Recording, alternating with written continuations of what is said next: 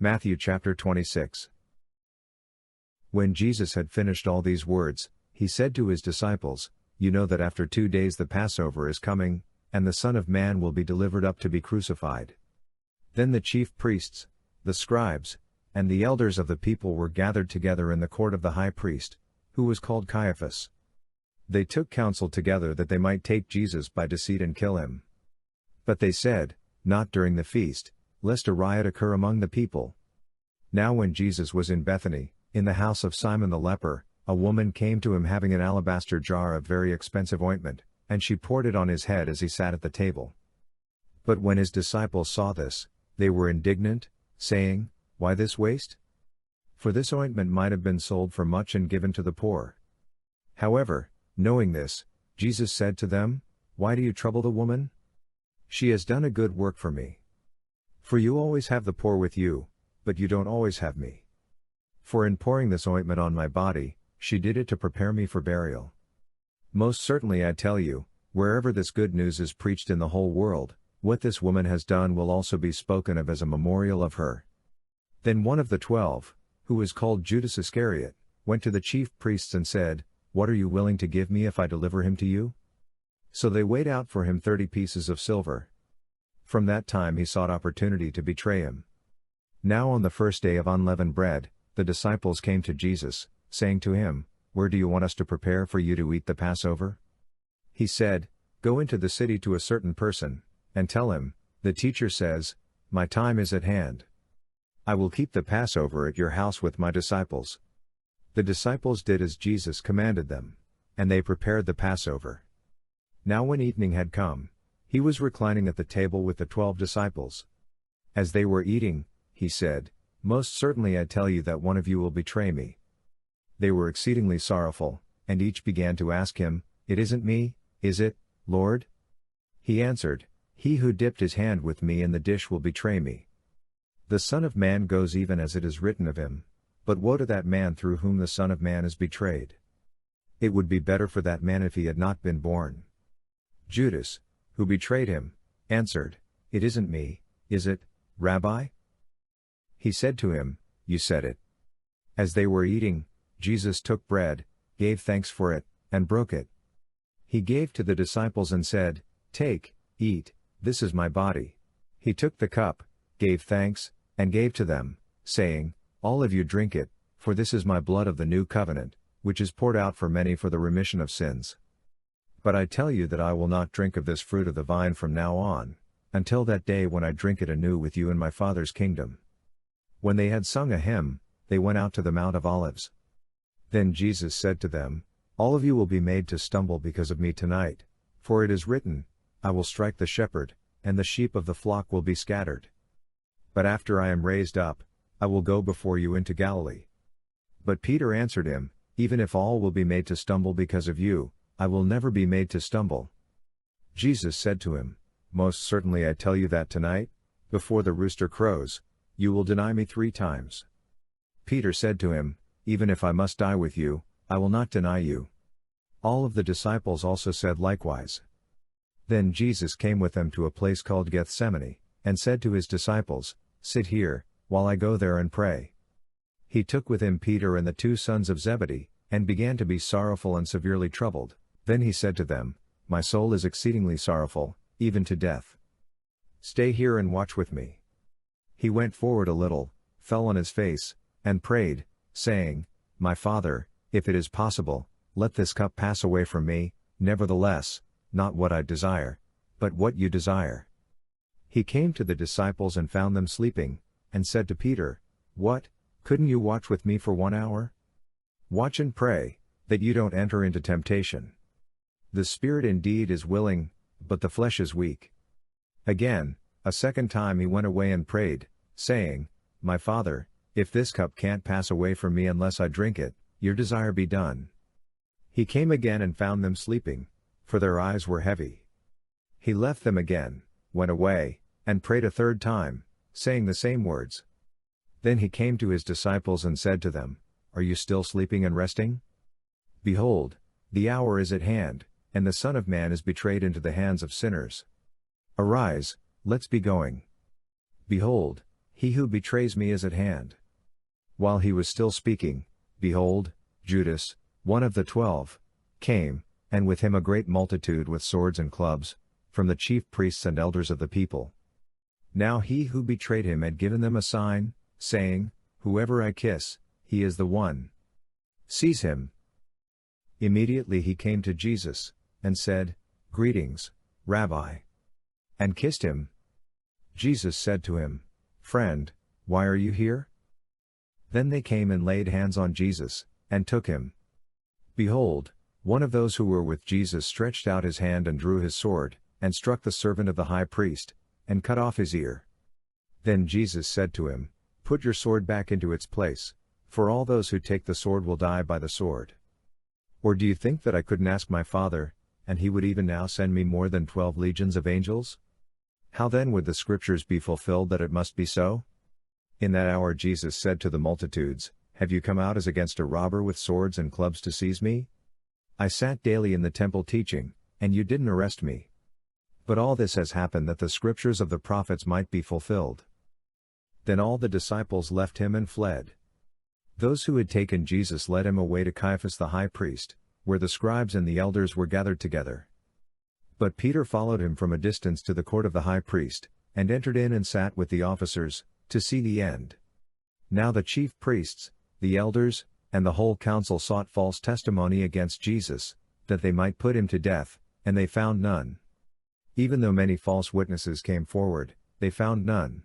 But at last 2 false witnesses came forward and said, This man said, I am able to destroy the temple of God, and to build it in 3 days. The high priest stood up and said to him, Have you no answer? What is this that these testify against you? But Jesus stayed silent. The high priest answered him, I adjure you by the living God that you tell us whether you are the Christ, the Son of God. Jesus said to him, You have said so. Nevertheless, I tell you, after this you will see the Son of Man sitting at the right hand of power, and coming on the clouds of the sky.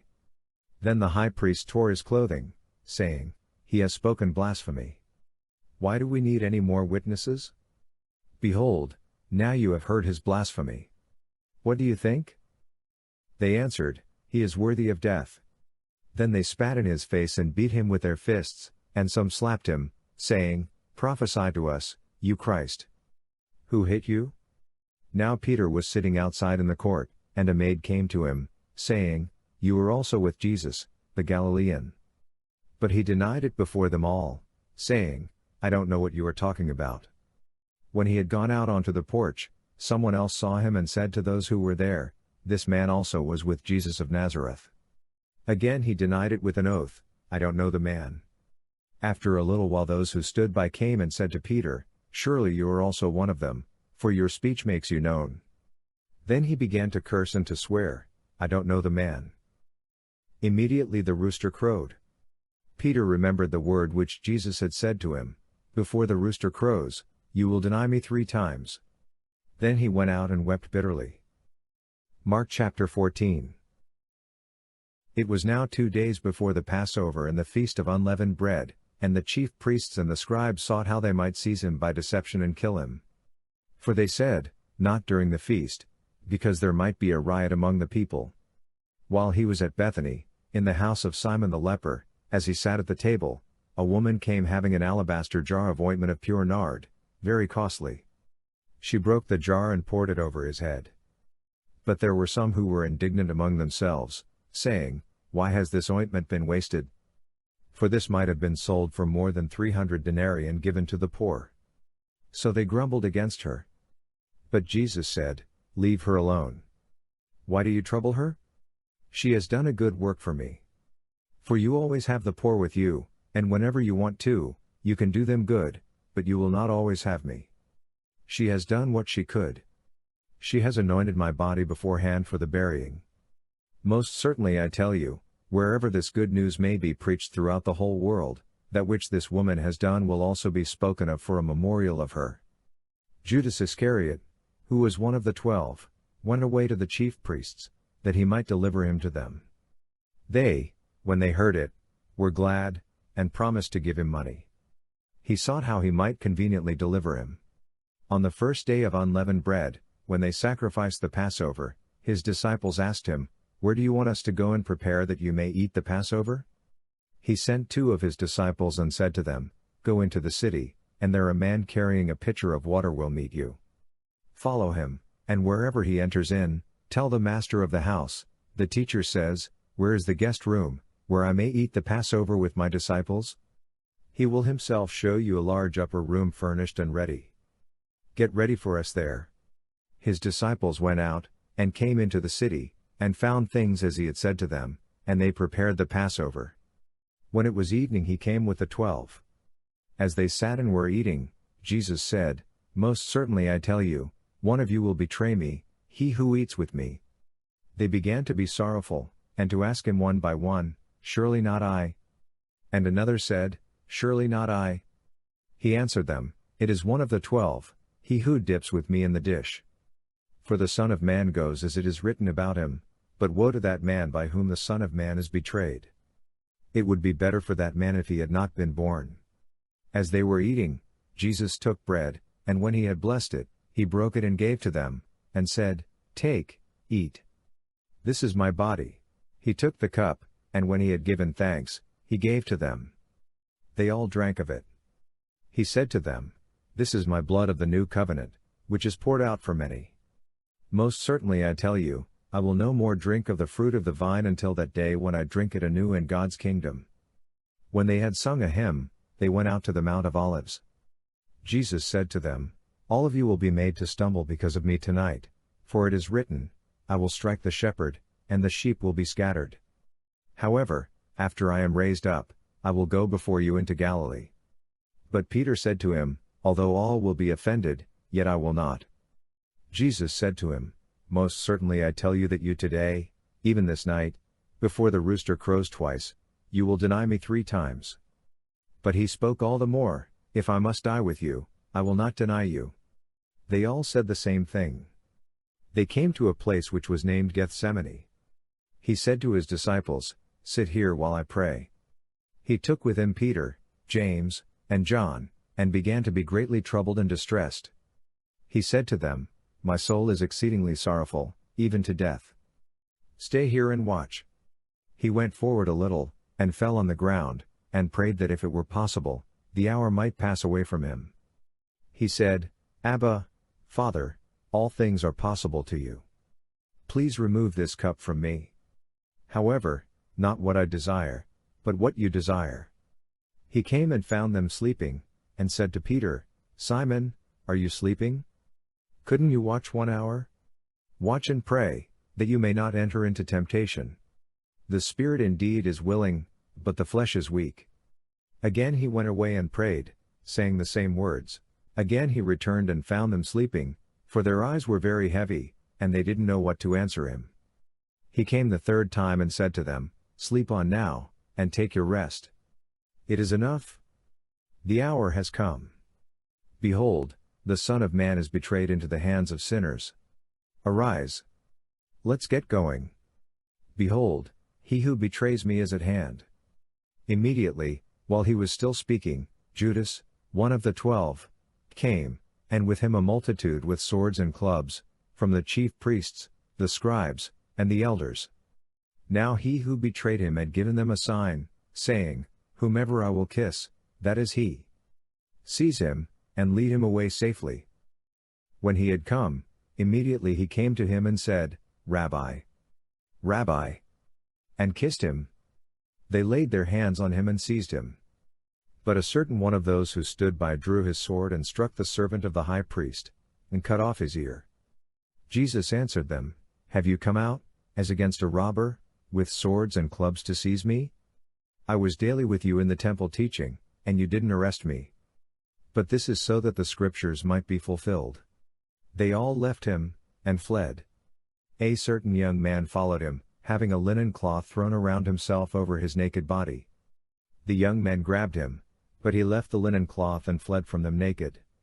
They led Jesus away to the high priest. All the chief priests, the elders, and the scribes came together with him. Peter had followed him from a distance, until he came into the court of the high priest. He was sitting with the officers, and warming himself in the light of the fire. Now the chief priests and the whole council sought witnesses against Jesus to put him to death, and found none. For many gave false testimony against him, and their testimony didn't agree with each other. Some stood up and gave false testimony against him, saying, "We heard him say, 'I will destroy this temple that is made with hands, and in 3 days I will build another made without hands.' Even so, their testimony didn't agree." The high priest stood up in the middle, and asked Jesus, "Have you no answer? What is it which these testify against you?" But he stayed quiet, and answered nothing. Again the high priest asked him, "Are you the Christ, the Son of the Blessed?" Jesus said, "I am.